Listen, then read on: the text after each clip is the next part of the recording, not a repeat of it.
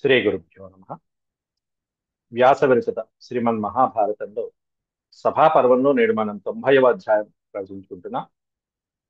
ఈ అధ్యాయంలో ముందుగా భీమసేనుడు ధర్మరాజుని ఆక్షేపించడం అధిక్షేపించడం జరుగుతుంది. ఇంత జూద వ్యసనంలో ఈ మత్తులో పెట్టకూడనటువంటి ద్రౌపదిని పణంగా పెట్టావా, నీ చేతులు కాల్చేస్తాను, ఇప్పుడే దహించేస్తాను, సహదేవ నిప్పు తీసుకురా, అగ్ని తీసుకురా అని చెప్పి భీమసేనుడు కోపోద్రిక్తుడు అయినటువంటి ఘట్టం ఈ అధ్యాయంలో వర్ణించారు.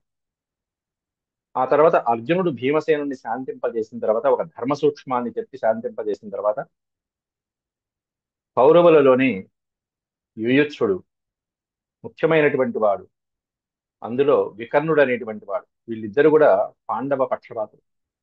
అందులో వికర్ణుడు ధర్మాన్ని మాట్లాడటం అనేటువంటి ఇక్కడ సభలో జరుగుతుంది. యుయుత్సుడు ఏమన్నా యుద్ధంలో పాండవుల పక్షానికి వచ్చేస్తాడు. ఇక్కడ వికర్ణుడు ద్రౌపది అడుగుతున్నటువంటి ఆ ప్రశ్నకి అందరూ సమాధానం చెప్పండి అని చెప్పి సభలో అందరినీ నిలదీయటము, తర్వాత తన అభిప్రాయాన్ని చెప్పడం కూడా జరుగుతుంది వికర్ణుడు. ఆ శ్లోకాల వివరాలు నేటి పాఠంలో ముందుగా మనం తెలుసుకుందాం. ముందుగా భగవత్ స్మరణ చేసుకుని ప్రారంభించుకుందాం. ఓ శుక్లాంబరధరం విష్ణుం శశివర్ణం చతుర్భుజం ప్రసన్నవదనం ధ్యాయేత్ సర్వవిఘ్నోపశాంతయే వ్యాసం వసిష్ఠనప్తారం శక్తేః పౌత్రమకల్మషం పరాశరాత్మజం వందే సుఖతాతం తపోనిధిం వ్యాసరూపాయ విష్ణవే నమో వై బ్రహ్మనిధయే వాసిష్ఠాయ నమో నమః. నారాయణం నమస్కృత్య నరం చైవ నరోత్తమం దేవీం సరస్వతీం వ్యాసం తతో జయముదీరయేత్. సభాపర్వం, అందులో 90వ అధ్యాయం.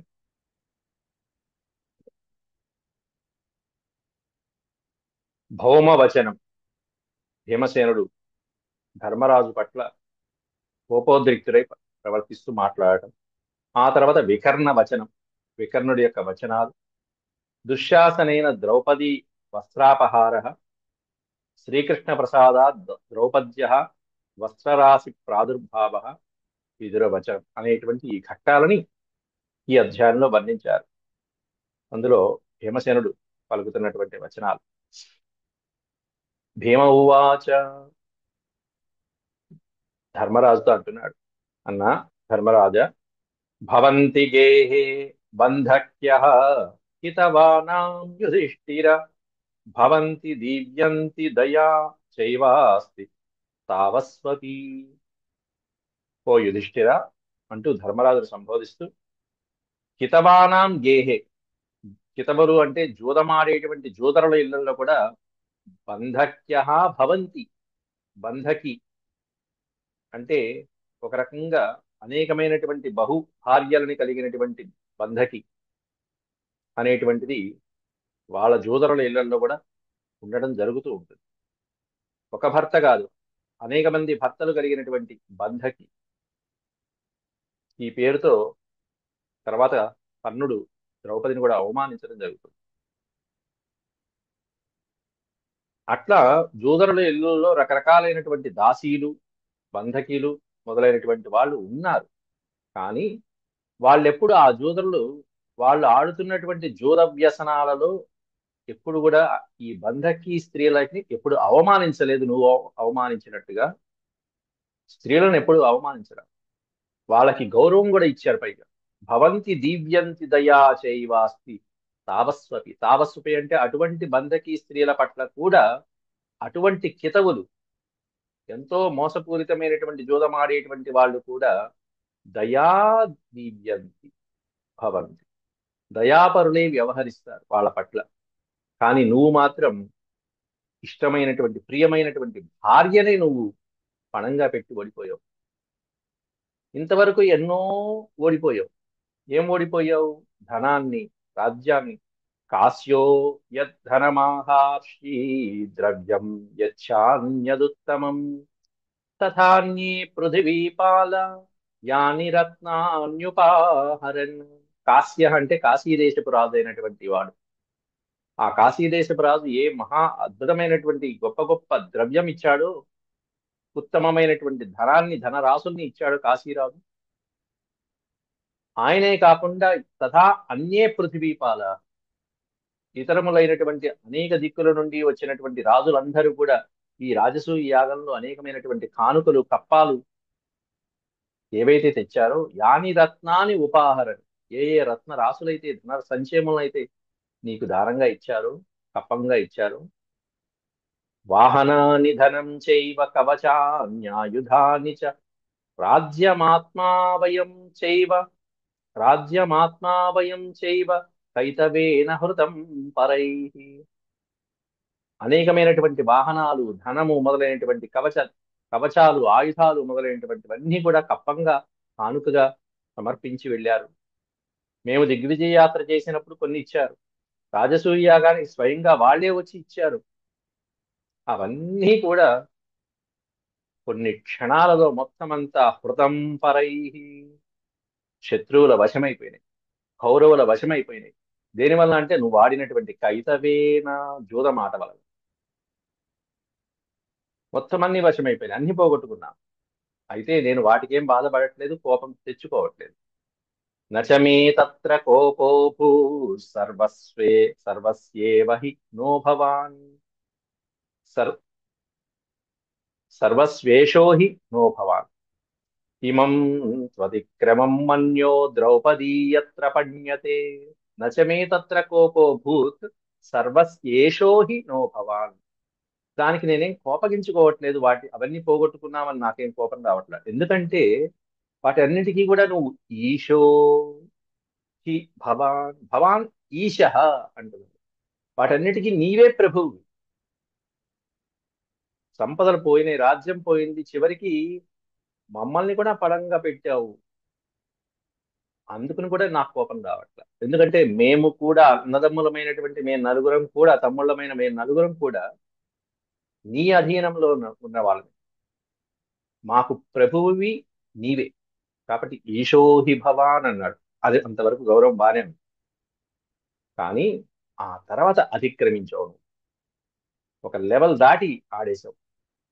ఇమం త్వతిక్రమం మన్యో ద్రౌపదీ యత్ర పణ్యతే. దాన్ని అతిక్రమించి నువ్వు ద్రౌపదిని పణంగా పెట్టి చూసావా?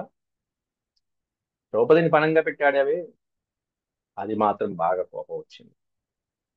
ఏషా హ్యనర్హతి బాల పాండవాన్ ప్రాప్య కౌరవై త్వత్కృతే క్లిశ్యతే క్షుద్రైర్ నృశంసైర్ అకృతాత్మభిః. ఏషా హి అనర్హతి బాల.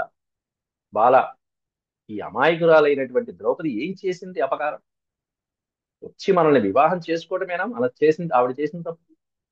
కాబట్టి ఈ విధంగా కౌరవుల చేత అవమానించబడటానికి ఆవిడ ఏమాత్రం అర్హురాలు కాదు. కౌరవులు ఈ విధంగా హింసిస్తున్నారు. త్వత్కృతే, ఎందుకని? త్వత్కృతే, నీ వలన ఇబ్బంది పడుతుంది ఆవిడ. నువ్వు చేసిన పని వల్ల ఇబ్బంది పడుతుంది. త్వత్కృతే క్లిశ్యతే, నీ వల్ల ఇబ్బంది పడుతుంది ఆవిడ. ఎట్లాంటి వాళ్ళ చేతిలో పడింది? క్షుద్రుల చేతిలో పడింది. క్షుద్రమైనటువంటి నీచమైనటువంటి వాళ్ళ చేతిలో పడింది ఆవిడ. అనృశంసై, మానవులు కూడా కాదు, వాళ్ళు రాక్షసులు లాంటి వాళ్ళు, అట్లాంటి వాళ్ళ చేతిలో పడింది. అకృత ఆత్మభి, అకృత ఆత్మభి, కృతాత్మలు కాదు, కృతార్థులు కాదు, కృతాత్ములు కాదు, అకృతార్థులు అకృతాత్ములు కలిగినటువంటి వాళ్ళు. నీచాతి నీచమైనటువంటి దుర్మార్గుల చేతిలో పడి ఈ రోజు ఇంత బాధపడుతుందంటే దానికి కారణం త్వత్కృతే, నీవే కారణం, నువ్వు చేసిన పనే కారణం. కాబట్టి ఈ పనికి నాకు బాగా కోపం వస్తుంది. అస్యాకృతే మన్యురయం, మన్యు అంటే కోపము అన్నట్టు. అస్యాకృతే మన్యురయం త్వయి రాజన్ నిపాత్యతే. కాబట్టి రాజా, నేను ఈ కోపాన్ని ఆపుకోలేకపోతున్నాను. ఇప్పుడే నీ బాహువుని, ఆ జూదం ఏ చేత్తో అయితే ఆడాయో ఆ చేతుల్ని నరికేస్తాను, అగ్నిలో దహించి వేసేస్తాను అన్నట్టుగా లేచాడు. బాహూతే సంప్రదక్ష్యామి సహదేవ అగ్నిమానయ. ఓ సహదేవ, తమ్ముడు, అగ్ని ఆనయ, వెళ్ళి లోపలికి వెళ్ళి అగ్ని తీసుకురారా ఒకసారి. పెద్దన్నయ్య చేతులు కాల్చేస్తాను. బాహూతే సంప్రదక్షామి, ప్రదక్షామి, ఆ రెండు చేతులు జూదం ఆడినటువంటి చేతులు రెండింటిని అగ్నిలో కాల్చేస్తాను. జూదం ఆడాడు. అసలు పాచికలే ముట్టుకోలేదు ధర్మరాజు. పాచికలు ముట్టుకొని కూడా ముట్టుకోకుండా శకుని ఎంతసేపు పాచికలు వేయడం ఓడిపోయావు, పాచికలు వేయడం ఓడిపోయావు. ఇంతవరకు ఒక్క పందెం కూడా ధర్మరాజు చేతికి పాచిక రావడమే ఉంది. అట్లాంటిది భీమసేనుడు ఈ విధంగా నోరు పారేసుకునేటప్పటికీ కంగారు పడ్డాడు. ఒక్కసారిగా అర్జునుడు పక్కనే ఉన్నటువంటి వాడు. చూడండి ఎంత మాట అనేశాడు. నీ బాహువులు ఇప్పుడే దహించి వేస్తాను. ఆ పాచికలాడి ఈ విధంగా ద్రౌపదికి అపాయం కలిగించినటువంటి పాచికలు ఆ బాహువుని ఇప్పుడే దండించేస్తానని చెప్పి ఇక్కడ భీమసేనుడు ఈ విధంగా ధర్మరాజు మీద నోరు పారేసుకుంటే మహాభారత సంగ్రామంలో కర్ణుణ్ణి సంహరించేటువంటి రోజున అర్జునుడు నోరు పారేసుకున్నాడు. అర్జునుడు ధర్మరాజు చేతులు ఖండించేస్తానని చెప్పి కత్తి తీశాడు. సంహరించేస్తాను, చేతులు కూడా కాదు, ధర్మరాజుని సంహరించేస్తానని కత్తి తీశాడు.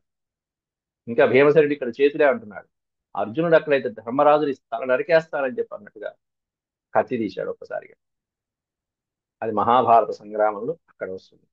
కొన్ని ఘట్టాలు అంటే ఎంత అన్యోన్యమైనటువంటి సోదరులైనా సరే ఒక క్షణంలో, ఒక క్షణకాలంలో ఒక్కసారి ఆతృత వస్తుంది, ఆవేశం వస్తుంది. ఆ క్షణాన్ని కాస్త సర్ది చెప్పుకుని జాగ్రత్తగా సంయమనం పాటించి శాంతించగలగటం అనేటువంటిది, శాంతింపజేసేవాడు పక్కన ఉండటం కూడా చాలా ముఖ్యం. ఇక్కడ అర్జునుడు శాంతింపజేస్తాడు, అక్కడ అర్జునుడు ఆవేశపడినప్పుడు మహాభారత సంగ్రామ సమయంలో కృష్ణుడు శాంతింపజేస్తాడు, శ్రీకృష్ణుడు. అట్లా పక్కన ఉన్నటువంటి వాళ్ళు శాంతింపచేసి జాగ్రత్తగా ఆ సోదర బంధుత్వాన్ని ఇంకాస్త పెంపొందింపజేయాలి. ఇక్కడ ఆ భీముడి ఆవేశం అంతా ఎంతనా, అతి భయంకరమైనటువంటి ఆవేశం అక్కడ. ఇదేమిటి ఇంకా దుశ్శాసనుడి మీద ఇంకా తర్వాత రెచ్చిపోతాడు. దుశ్శాసనుడు ఇంత అవమానించాడు కదా, భీముడు చేసిన ప్రతిజ్ఞ ముందు ముందు వస్తుంది. ఎంత అద్భుతమైనటువంటి ప్రతిజ్ఞ చేస్తాడు. వాడి నెత్తురు తాగేస్తాను కదా శపథం చేసింది. కురు వృద్ధ బాంధవులనేకుల్ చూచుచుండన్ మదోద్ధరుడై ద్రౌపది నిట్టు చేసిన కలున్ దుశ్శాసనున్ లోక భీకర లీలన్ వధించి తద్విపుల వక్షశైలం రక్తౌఘ నిర్చర ముర్వీపతి చూచుచుండనని ఆస్వాదింతునుగ్రాకృతిన్ అన్నాడు ఒక్కసారి. అని నాస్వాదింతును అని అంటే యుద్ధరంగమునందు నేను ఆస్వాదిస్తా వీడి నెత్తురు తాగి, ఈ దుశ్శాసనుని నెత్తురు తాగుతాను అని చెప్పి కురువృద్ధ బాంధవులు ఇంతమంది చూస్తూ ఉంటే ఒక పక్కన పొగరెక్కి చెలరేగి ఆ ద్రౌపది శిరోజాలు పట్టుకుని లాగుతున్నటువంటి, వస్త్రాలు పట్టుకుని లాగుతున్నటువంటి ఆ దుశ్శాసనుని చూస్తూ ఉండగానే, యుద్ధంలో అందరూ చూస్తూ ఉండగానే, ఇంతమంది ఇక్కడ చూస్తూ ఉన్నారు, వాళ్ళు ఏం చేయట్లా. అదే పెద్దవాళ్ళు రేపు యుద్ధరంగంలో దుశ్శాసనుని కింద పడేసి వాడి రొమ్ము మీద కూర్చుని నెత్తురు తాగుతుంటే అలాగే చూస్తూ ఉంటారు, ఏం చేయలేరు వాళ్ళు. మహాభారత సంగ్రామంలో యుద్ధంలో లోక భయంకరమైనటువంటి రీతిలో వధించి, లోక భీకరమైనటువంటి రీతిలో బీభత్సవాబాయి ఆ విశాలమైనటువంటి వాడి యొక్క వక్షస్థలాన్ని నా పర్వతాలనేటువంటి చేతులతో మర్దించి రక్త ప్రవాహం అనేటువంటి సెలయేటిని భయంకరాకారంగా ధరించి నేను తాగుతాను ఆ రోజు, అప్పుడు చూడాలి అంటూ శపథం చేస్తాడు భయంకరంగా. అద్భుతమైనటువంటి శపథాలు అవన్నీ కూడా. బాహూతే సంప్రదక్షామి అట్లా దుశ్శాసనం మీద ప్రతిజ్ఞ చేస్తాడు. ముందు ముందు వస్తుంది. ఇంకా ఇక్కడేమన్నా ధర్మరాజు మీద పడ్డాడు ఆవేశం. ఆ అర్జునుడు శాంతింపజేస్తాడు. ఈ ఆవేశం అప్పుడు దుశ్శాసనం మీద చూపిస్తాడు భీమసేనుడు. నపురా భీమసేన ఓ అర్జున వాచ, అర్జునుడు చెప్తున్నాడు, నపురా భీమసేనేన త్వమీదృశీర్వదితా గిరః పరైస్తే నాశితం నూనం నృశంసైర్ధర్మ గౌరవం అన్నాడు. అన్నయ్య భీమసేన, ఏమిటి ఇంత తొందరపడుతున్నావు, ఆవేశపడుతున్నావు, ఎందుకు ఇంత ఆవేశపడుతున్నావు? నిన్నెప్పుడు ఈ విధంగా నేను ఎప్పుడు చూడలేదే, ఇంత ఆవేశపడటం చూడలేదే. నువ్వు ఈ విధంగా ఆవేశపడటం చూస్తుంటే ఎలా ఉందంటే, కౌరవులు మన శత్రువులైనటువంటి కౌరవులు వాళ్ళు అనుకున్నటువంటి పూర్తి చేశారు అని మాత్రం అర్థమవుతుంది. అంటే కౌరవులు ఏం చేశారు, ఇంతసేపు మన రాజ్యాన్ని హరించారు, ధనాన్ని హరించారు, మనల్ని దాసుని చేశారు అని మనం అనుకుంటున్నాం. కాదు, మన మధ్యలో విభేదాలు కూడా సృష్టించారు కాబట్టి దాంట్లో వాళ్ళు సక్సెస్ అయ్యారు, విజేతలయ్యారు అనేటువంటి విషయం ఇప్పుడు నాకు అర్థమవుతుంది అన్నయ్య. నువ్వు ఈ విధంగా ఆవేశపడటం చూసి, ధర్మరాజు మీద ఆవేశపడటం చూసి, ఇది వాళ్ళు పన్నిన పన్నాగల్లానే, ఈ విధంగా నిన్ను రెచ్చగొట్టారు అని చెప్పి అర్జునుడు మొట్టమొదటి మాట అన్నాడు. పైగా అంటున్నాడు, నూనం పుర నపురా భీమసేన. పుర అంటే పూర్వం, మునుపెన్నడు నువ్వు ఈ విధంగా ఆవేశపడలేదే, మాట తోలలేదే ఎప్పుడు. ఈదృశీగిర, ఈ విధంగా మాట తోలలేదు ఎప్పుడు అన్నగారి మీద. ఈ విధంగా ఈ రోజు ఇట్లా పడుతున్నామంటే బహుశా పరైహి తే నాహితం, శత్రువులు నిన్ను నాశనం చేశారని అర్థమవుతుంది. వాళ్ళు అనుకున్న పన్నాగం సక్సెస్ అయిపోయింది. వాళ్ళు అనుకున్నది చేశారు. ఇదే వాళ్ళకి కావాల్సింది మన మధ్యలో.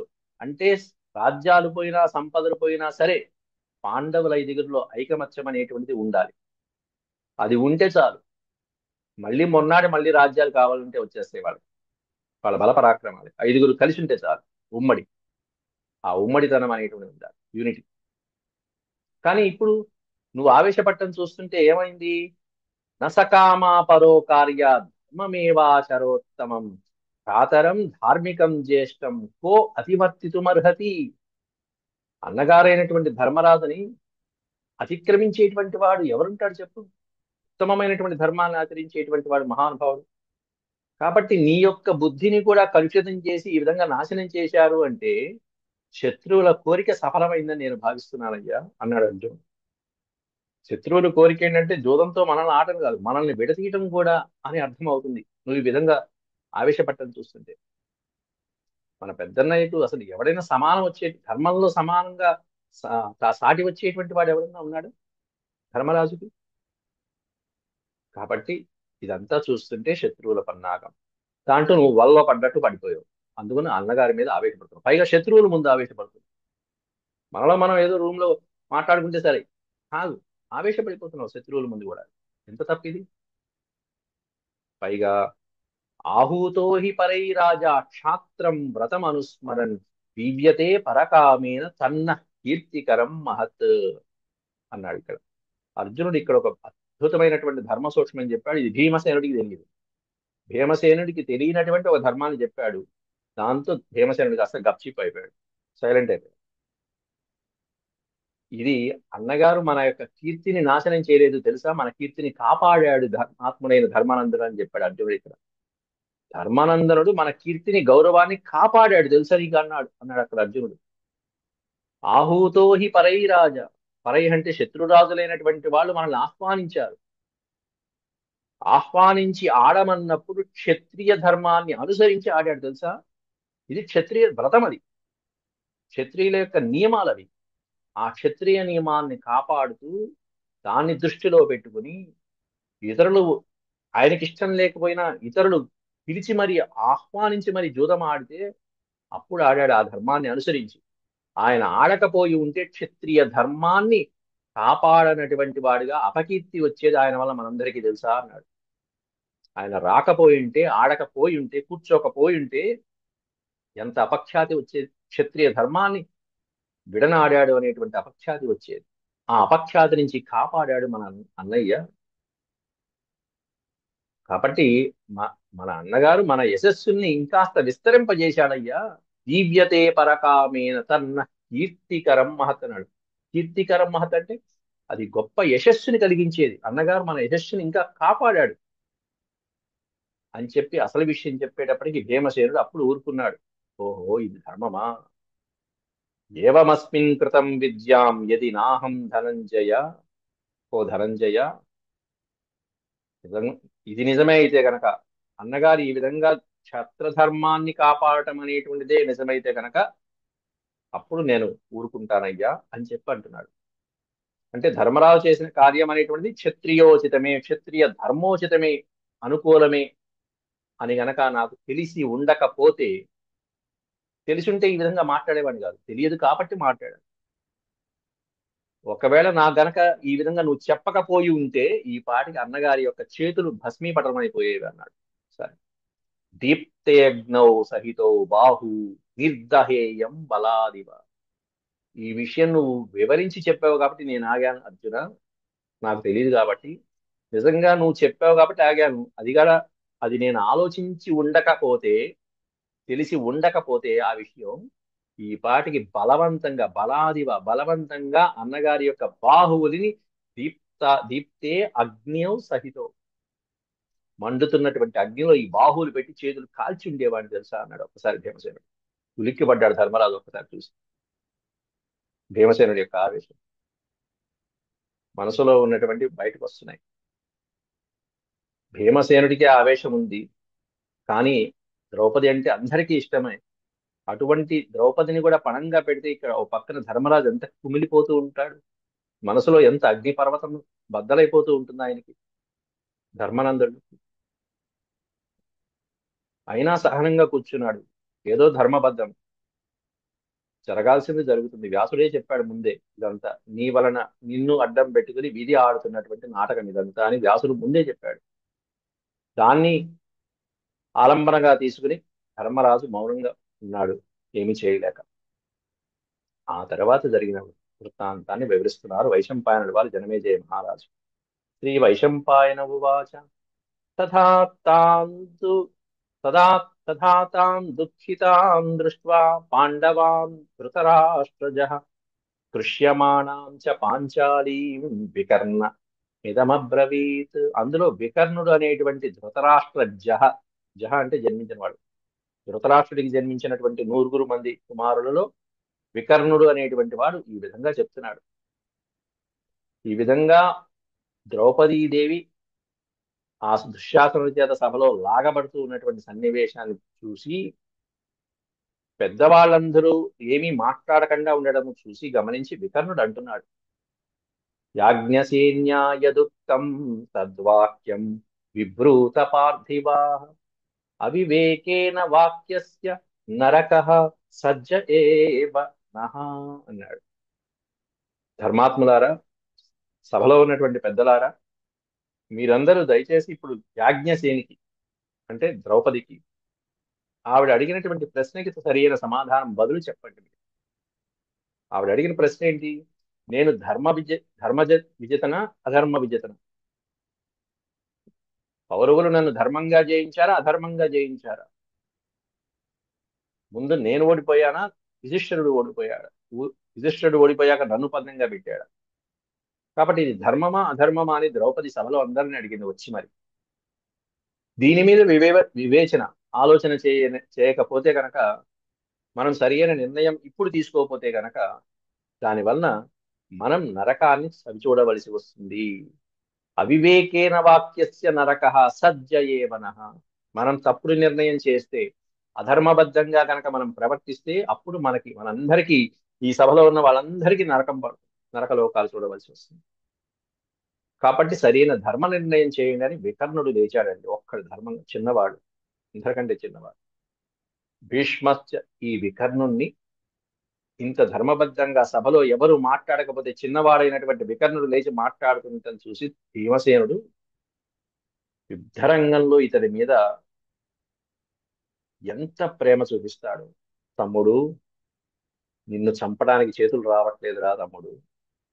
ఓ పక్కన శపథం చేశాను, కానీ ద్రౌపది మాన సంరక్షణ చేసే సందర్భంలో నీవు మాట్లాడినటువంటి ధర్మ వాక్యాలు ఇప్పుడు గుర్తొస్తుంటే ఈ చేతులతో నిన్ను చంపబుద్ధి కావట్లేదురా తమ్ముడు అంటూ భీమసేనుడు విలవెల్లాడిపోతాడు. కానీ అప్పుడు వికర్ణుడు పలికినటువంటి మాటలు ఇంకా బాగుంటాయి, చాలా బాగుంటాయి, గొప్పగా ఉంటాయి. చాలా అట్లా ఎంత సంయమనంగా వికర్ణుడు మాట్లాడినా, భీముడు మాట్లాడినా, మహాభారతం అనేటువంటిది ఒక ఒక అద్దం లాంటిది, ప్రతిబింబం లాంటిది, ధర్మానికి ప్రతిబింబం లాంటిది. ఏది మంచి ఏది చెడు అనేటువంటిదంతా మనం దీంట్లో చూసుకుని గ్రహించవలసినటువంటి అత్యద్భుతమైనటువంటి ఇతిహాసం, మన జీవిత పుస్తకం. యాజ్ఞసేన్యా యదుక్తం తద్వాక్యం విభ్రూత పార్థివ అవివేకేన వాక్యస్య నరకః సజ్జ ఏవ నః భీష్మశ్చ ధృతరాష్ట్రశ్చ కురువృద్ధతమావుభౌ సమేత్య నాహతసు కించిత్ విదురశ్చ మహామతి అన్నాడు. కురువృద్ధ తమావుభౌ, ఈ మొత్తం సభలో పెద్దవాళ్ళు ఎవరైతే ఉన్నారో వాళ్ళు ఇద్దరున్నారు పెద్దవాళ్ళు. భీష్మశ్చ ధృతరాష్ట్రశ్చ, ఒకడు భీష్మ పితామహుడు, రెండో వాడేమో ధృతరాష్ట్రుడు. వీళ్ళిద్దరు కురు వృద్ధులు ఇక్కడ ఉన్నటువంటి వాళ్ళు. సమేత్య నాహతు కించిత్ విదురశ్చ మహామతి, మహామతి అయినటువంటి విదురుడు కూడా ఇక్కడే ఉన్నాడు, పెద్దవాడు. ఆయన మహాబుద్ధిమంతుడు, ఆయన మాటను ఎవరూ పట్టించుకోరు.